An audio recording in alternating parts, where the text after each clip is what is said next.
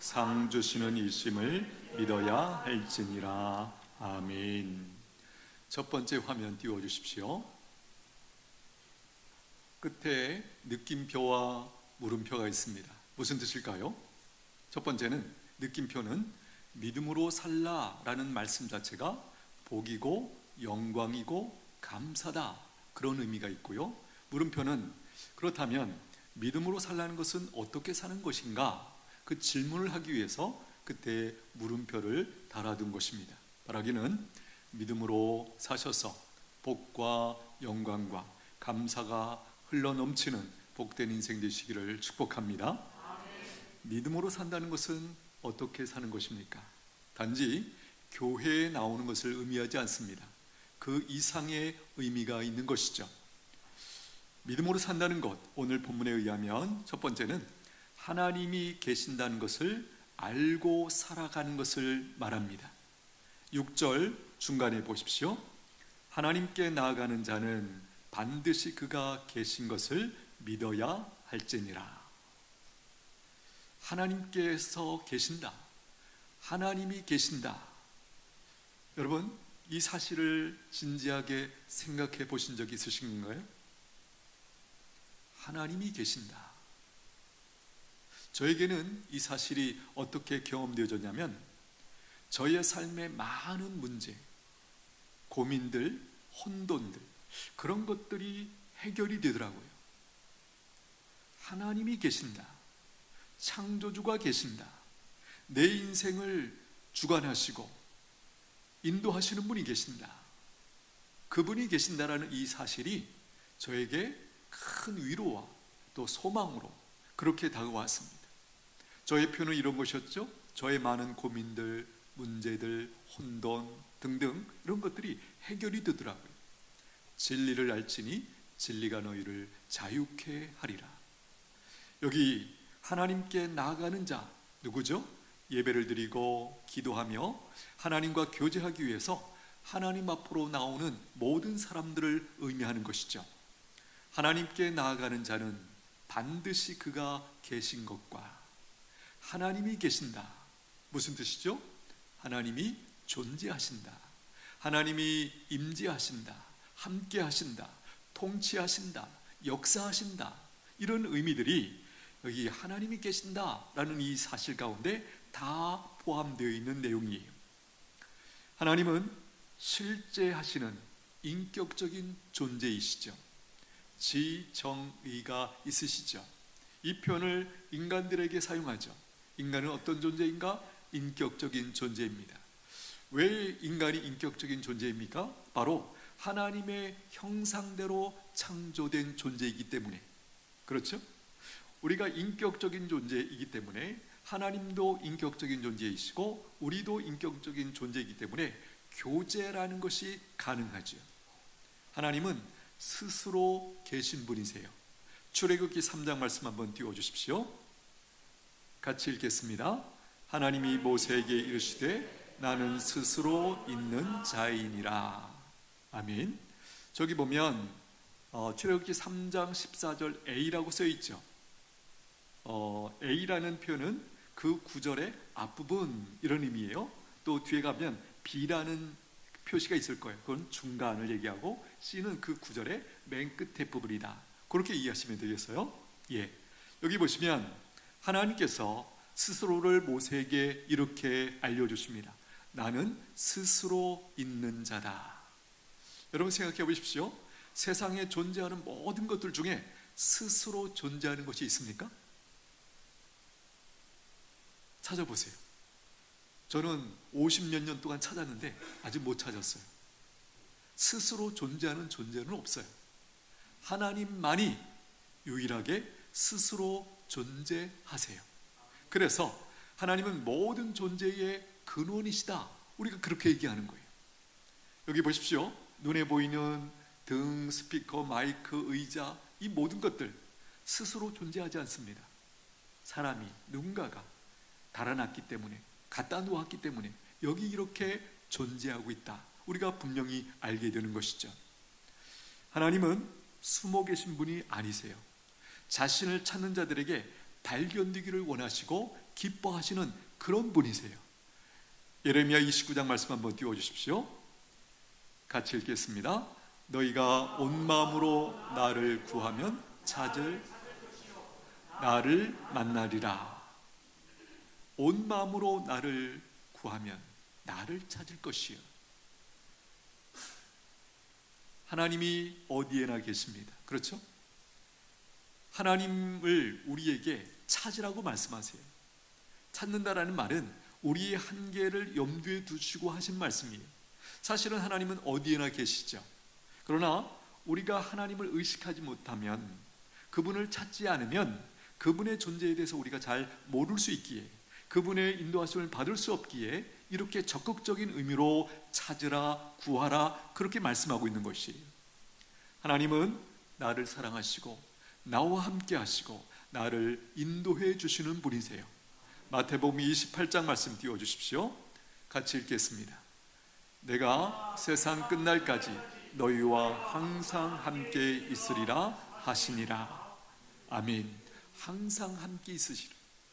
여러분, 전능하신 분이 나와 함께 하신다. 어떻게 우리가 느끼죠? 안도가 되죠. 그렇죠? 인생길 낯선 길입니다. 오늘이라는 시간도 우리 모두는 처음 와봤어요. 그렇죠? 처음 가고 있는 거예요. 낯선 길을 우리가 혼자 간다. 굉장히 두렵죠. 그러나 이 세상을 창조하신 그분이 나와 함께 하세요. 부모님들이 자녀들을 그토록 사랑하시지만 자녀들과 언제나 함께 하실 수 없으세요. 그것이 인간의 한계죠. 그러나 하나님은 다르십니다. 우리와 우리 모든 사람과 언제나 함께 하신 분이 하나님이세요. 하나님은 무엇을 하십니까? 세상 만물을 창조하시고 세상 만물을 다스리시고 계세요. 하나님은 사람의 생사화복을 주관하세요. 사무엘상 2장 말씀 띄워주십시오. 같이 읽겠습니다. 시작. 여호와는 죽이기도 하시고 살리기도 하시며 소울에 내리기도 하시고 거기에서 울리기도 하시는도다. 여호와는 가난하기도 하시고 부하기도 하시며 낮추기도 하시고 높이기도 하시는도다. 예, 하나님이 주권자라는 거예요. 결정권자라는 거예요. 여기 보면 소울에 내리시기도 하고, 소울이라는 것은 무덤을 의미하는 거예요. 믿음으로 산다는 것은 하나님을 의식하며 살아가는 거예요. 하나님은 우리 눈에 안 보이시죠? 영이세요. 그렇지만 하나님은 전능하시고 전지하시고 어디에나 계십니다. 하나님이 어디에나 계신다라는 사실을 우리가 알게 되면 어떤 일이 벌어질까요? 우리는 언제나 하나님 앞에서 살아가는 거예요. 하나님을 의식하면서 살아가는 거예요. 이것이 분명히 되면 우리에게 어떤 일이 벌어지는가? 안도할 수 있고, 또 다른 측면으로 말하면 죄를 우리가 얼마든지 이겨낼 수 있어요. 우리가 잘 아는 인물이 있습니다. 요셉이라는 인물. 그렇죠? 그가 가나안 땅에서 애굽으로 노예로 형제들에 의해서 팔렸죠. 거기 가서 애굽의 근위 대장의 집에 노예로 팔려갔습니다. 거기서 성실하게 일해서 그 가정의 전체를 책임지는 가정 총무가 되었어요. 그런데 그 주인의 사모님이 이 요셉을 유혹했죠. 모든 상황을 준비하고 유혹했습니다. 그런데 요셉이 넘어가지 않았죠. 이유가 뭡니까? 이런 고백을 합니다. 내가 하나님 앞에서 어떻게 범죄하리요? 이게 믿음으로 사는 거예요. 요셉의 믿음이 있었기 때문에 하나님은 어디에나 계신다. 하나님은 언제나 나와 함께 하신다. 나를 보고 계신다. 이것이 바로 그의 중심에 믿음이 있었기 때문에 사람들이 아무도 없었지만 하나님이 지금 보고 계시기에 내가 죄를 범할 수 없다. 그래서 거기서 도망 나오지 않습니까? 바로 그런 모습이죠. 또 어려운 상황에서 하나님이 나와 함께 하심을 믿는 사람들은요, 불평하는 대신에 하나님께 도움을 구하고 마침내 하나님 앞에 감사를 올리게 된다는 것이에요. 빌립보서 4장 6절 우리가 잘 아는 말씀, 아무것도 염려하지 말고 다만 모든 일에 기도와 간구로 너희 구할 것을 감사함으로 하나님께 아뢰라. 그리하면 모든 지각에 뛰어난 하나님의 평강이 그리스도 예수 안에서 너희 마음과 생각을 지키시리라. 아무것도 염려하지 말고, 우리의 현실은 무엇입니까? 모든 것들을 염려할 수밖에 없는 것이 우리의 처지가 아닙니까? 그러나 믿음 있는 사람들, 하나님을 믿는 사람들은 그 어려운 상황, 답답한 상황, 두려운 상황에 대해서 다르게 반응하죠. 염려는 내가 할 것이 아니고, 내가 할 일은 하나님 앞에 이 상황을 아뢰고 하나님의 도우심을 구하고, 그러면 하나님께서 응답하셔서 그 상황에 대해서 두렵지 않도록, 그렇죠? 하나님의 도우심을 힘입고 그 상황을 능히 이겨낼 수 있도록 도우시는 그 하나님의 인도하심을 받게 된다라는 것이에요. 로마서 8장 28절 말씀 한번 띄워주십시오. 같이 읽겠습니다. 우리가 알거니와 하나님을 사랑하는 자 곧 그의 뜻대로 부르심을 입은 자들에게는 모든 것이 합력하여 선을 이루느니라. 하나님을 믿는 사람들의 믿음이 뭐예요? 하나님이 내게 허락하시는 모든 것은 다 선한 것이다, 좋은 것이다. 그것이 고난일 수도 있어요, 환난일 수도 있어요. 그렇죠?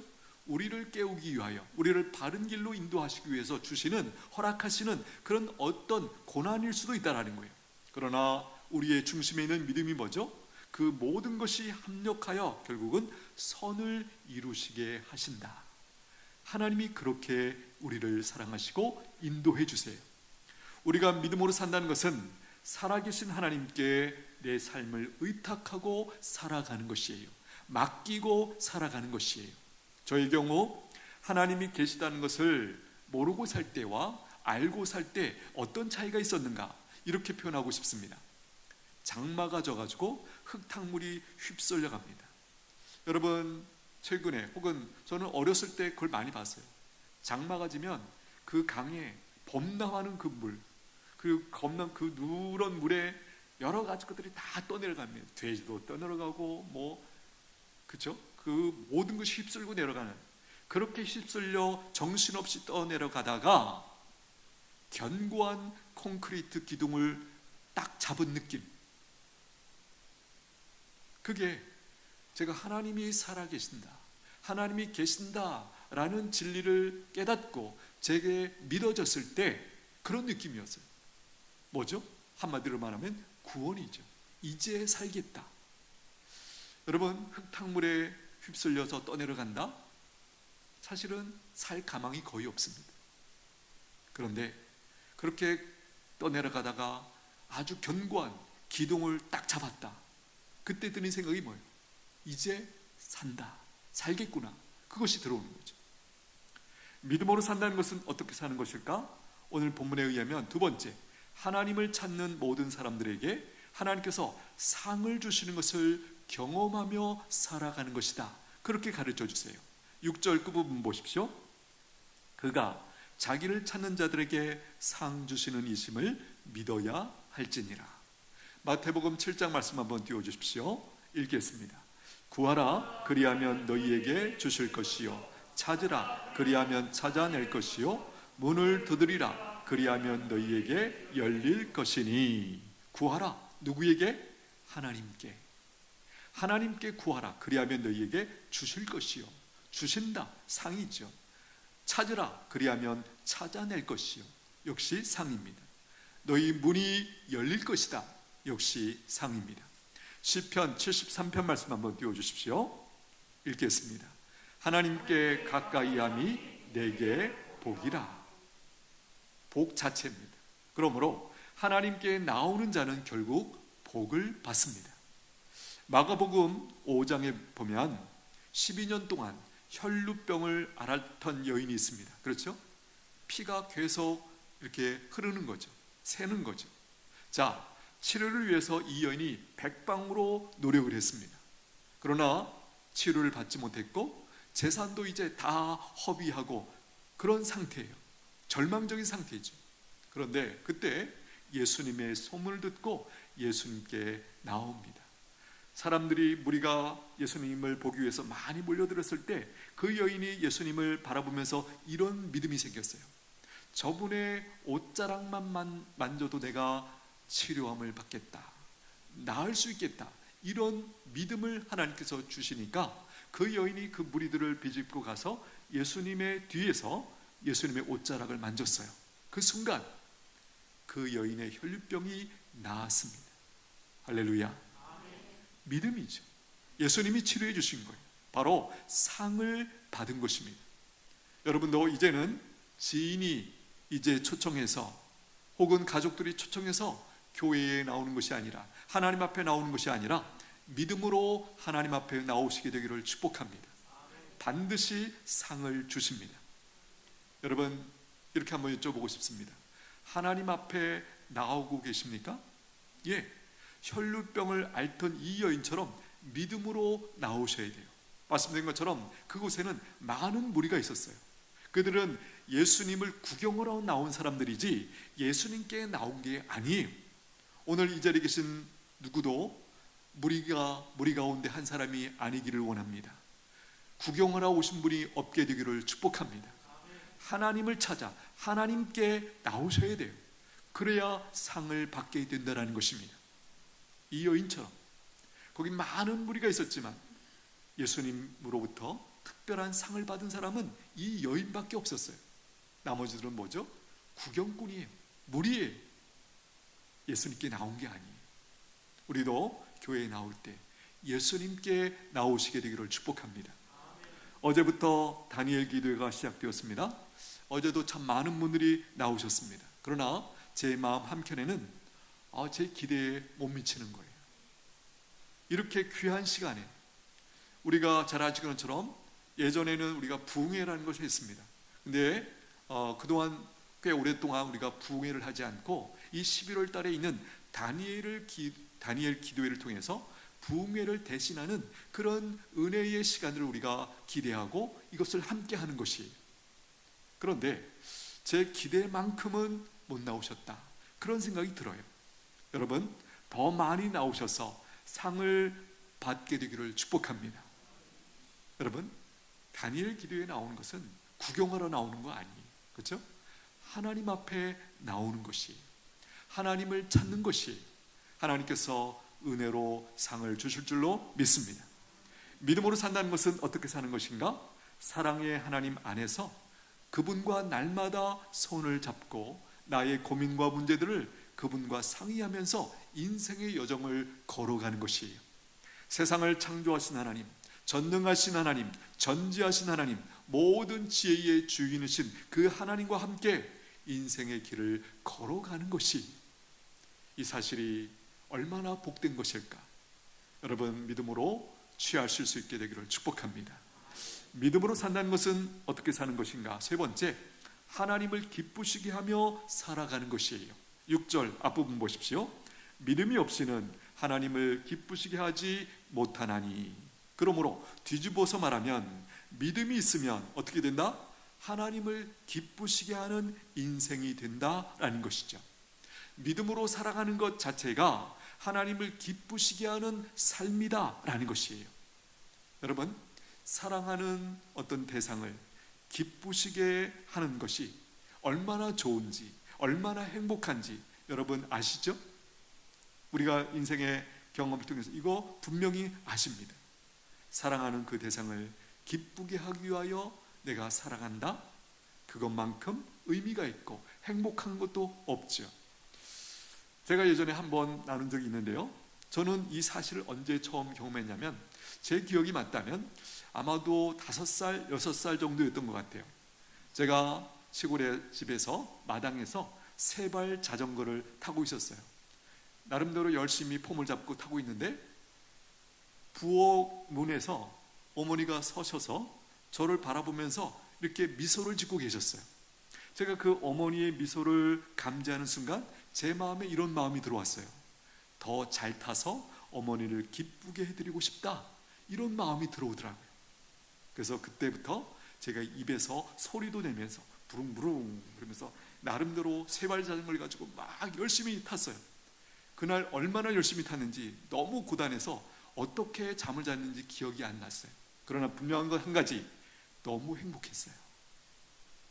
나 때문에 우리 어머니가 저렇게 기뻐하시는구나. 이 사실이 그 꼬마가 내가 이 세발 자전거 잘 타가지고 어머니를 기쁘게 해드려야지, 그 마음이 쏙 들어오는데 너무 행복하더라고요. 여러분, 하나님을 기쁘시게 하는 인생 어떤 것입니까? 그야말로 사람답게 사는 것이고 영광스럽게 사는 것이고 사람의 존재의 목적을 다하는 것이고 하나님께서 의도하셨던 그 행복한 삶을 충만하게 누리는 것이에요. 여러분, 부모님을 기쁘시게 하는 목표와 그 중심이 있는 자녀 어떻게 될까요? 잘 살게 됩니다. 바르게 살게 되어 있어요. 아름답게 멋지게 살게 되어 있어요. 그렇지 않습니까? 우리 부모님을 기쁘게 해드리겠다, 그런 아이가 공부 안 하겠습니까? 엉뚱한 짓 하겠습니까? 그렇지 않아요. 왜? 내가 잘못된 일을 선택하면 우리 부모님이 슬퍼한다는 거 다 알아요. 그렇죠? 그래서 이 아이들한테 어떻게 해라 이게 아니라 부모님을 기쁘게 하는 그 마음을 하나님 우리 자녀에게 허락해 주십시오. 그 부분을 깨닫게 해 주십시오. 그러면 그 아이가 알아서 분별해요. 내가 이걸 하면 우리 부모님이 기뻐하지 않으시지, 슬퍼하시지, 아파하시지, 이게 분명하게 마음에 들어오면 그 아이는 홀로 잘 살아갈 수 있는 줄로 믿습니다. 믿음으로 산다는 것, 어떻게 사는 것일까요? 믿음으로 산다는 것은 거창한 일을 하는 게 아니에요. 매일의 일상 속에서 하나님께 기대어 사는 것입니다. 보이지 않아도 그분이 여전히 내 옆에 계시고 나와 함께 하시고 나를 인도해 주신다, 이 믿음을 가지고 살아가는 것이에요. 예수님의 제자 중에 도마라는 사람이 있었죠. 다른 제자들은요, 예수님이 부활하신 예수님을 보았고 만났습니다.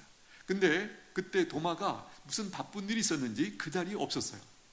도마가 돌아오자 제자들이 도마에게 알렸죠. 너무 기뻐서 우리 주님이 부활하셨어. 도마가 어떻게 반응했죠? 무슨 소리야, 나는 보지 않고는, 내가 만져보지 않고는 믿지 않겠어, 이렇게 반응하죠. 혹시 우리 가운데도 이런 분이 계실 줄 모르겠어요. 예수님의 이 도마의 반응에 대해서 예수님이 이렇게 말씀하세요. 보지 못하고 믿는 자들은 복되도다. 할렐루야. 여러분, 이런 거예요. 많은 경우 신앙 안에서는 바깥에서 우리가 예수님 믿기 전에는 내가 보고 만지고 확인하고 믿는 것이 정상적인 절차로 알고 있어요. 그런 믿음 안에서는 이게 순서가 바뀝니다. 먼저 믿으면 보여요. 여기서 보인다라는 말이 우리의 이 시각 육신의 이 눈으로 보인다, 그런 말이 아니에요. 내가 알게 된다라는 거예요. 그분의 존재, 앞에서도 말씀드렸지만 하나님은 영이시죠. 그래서 보이지 않으세요. 그런데 우리 안에 믿음이 있으면 어떤 일이 벌어집니까? 그 하나님을 의식하면서 살게 돼요. 하나님은 계시지, 나와 함께 하시지, 어디든지 함께 하시지, 내가 사망의 음침한 골짜기를 지날지라도 거기 나와 함께 하시지, 이게 너무나 실감이 나는 거예요. 그러니까 하나님 앞에서 요셉처럼 살 수 있는 것이죠. 여러분, 이것이 믿음으로 사는 모습인 줄로 믿습니다. 오늘 이 시간 여러분께 한번 여쭤봅니다. 여러분은 무엇을 보고 계십니까? 질병을 보고 계십니까? 아니면 치유하시는 하나님을 보고 계십니까? 경제적인 어려움을 보고 계십니까? 아니면 공급하시는 하나님을 보고 계십니까? 관계의 문제를 보고 계십니까? 아니면 회복시키시는 하나님을 보고 계십니까? 자녀들의 방황을 보고 계십니까? 아니면 돌아오게 하시는 하나님을 보고 계십니까? 미래의 불확실성을 보고 계십니까? 아니면 신실하신 하나님을 보고 계십니까? 앞에 했던 내용들은 이건 믿음이 아니에요. 뭐죠? 굳이 말한다면 본능적인 반응이죠. 그렇죠? 그러나 믿음의 사람들은 달라요. 같은 상황인데 다른 것을 봐요. 하나님을 본다는 거예요. 어려움이 있지만 그 어려움만 보지 않고 하나님을 보면서 담대함을 얻고 하나님께 구하고 하나님의 인도하심을 받고 승리하는 이 삶이 바로 믿음으로 살아가는 백성들이 누리는 복인 줄로 믿습니다. 오늘 이 자리에 계신 모든 분들, 오늘 함께 나눈 이 내용들이 남의 얘기가 아니기를 축복합니다. 경험되게 되기를 축복합니다. 이게 믿음으로 사는 거예요. 이것을 경험하기 시작하면 우리 삶이 어떨까요? 너무 감격스럽죠. 신나죠. 자신감이 있죠. 담대하죠. 어떤 어려움? 그거 두려워하지 않습니다. 하나님이 나와 함께 하시면 괜찮다, 충분하다, 승리할 수 있다, 내게 능력 주시는 자 안에서 내가 모든 것을 할 수 있습니다. 이 고백을 가지고 사는 사람들, 바로 구원받은 백성들인 줄로 믿습니다. 우리 중에 한 분도 이 놀라운 인생 가운데서 예외인 사람이 없게 되기를 축복합니다. 기도하겠습니다. 하나님 아버지, 오늘 우리에게 믿음으로 살아가야 할 이유와 방법을 다시 가르쳐 주시니 감사합니다. 믿음으로 사는 것이 복이며 영광임을 깨닫게 하시고, 그 길이 우리를 가장 사람답게 하고 하나님을 기쁘시게 하는 기름을 알게 하여 주시옵소서. 우리의 믿음이 머리가 아니라 삶이 되게 하시고, 지식이 아니라 순종이 되게 하시고, 형식이 아니라 하나님과 동행하는 실제가 되게 하여 주시옵소서. 예수님의 이름으로 기도하옵나이다. 아멘. 찬송가 300